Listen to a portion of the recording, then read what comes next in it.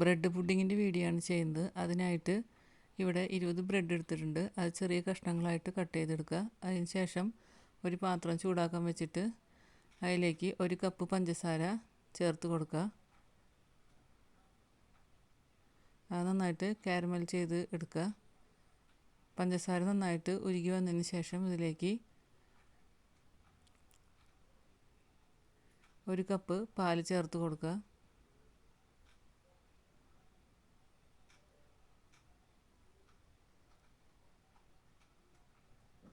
ഇളക്കി കൊടുക്കുക.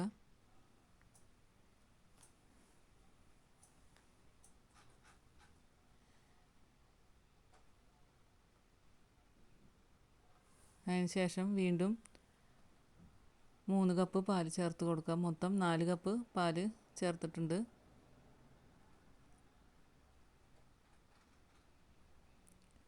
നന്നായിട്ട് ഇളക്കി കൊടുക്കുക.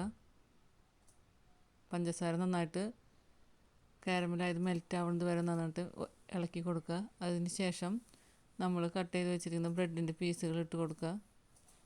പൊടിച്ചെടുക്കണമെങ്കിൽ പൊടിച്ചെടുക്കാം. നന്നായിട്ട് ഇളക്കി കൊടുക്കുക.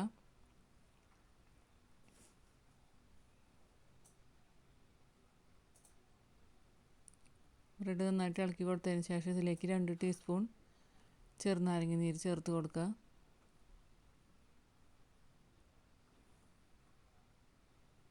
നന്നായിട്ട് മിക്സ് ചെയ്ത് കൊടുക്കുക.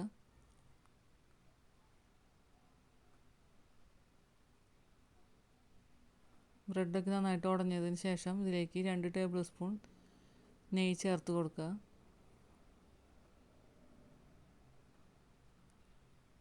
നന്നായിട്ട് ഇളക്കി കൊടുക്കുക.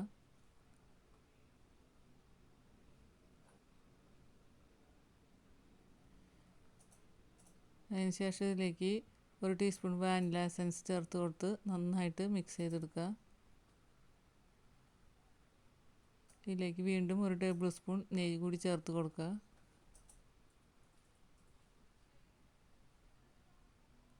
നന്നായിട്ട് ഇളക്കി കൊടുക്കുക.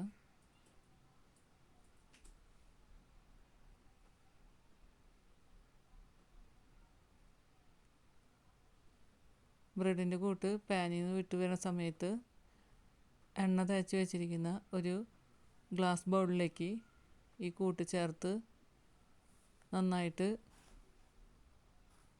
യോജിപ്പിച്ച് കൊടുക്കുക.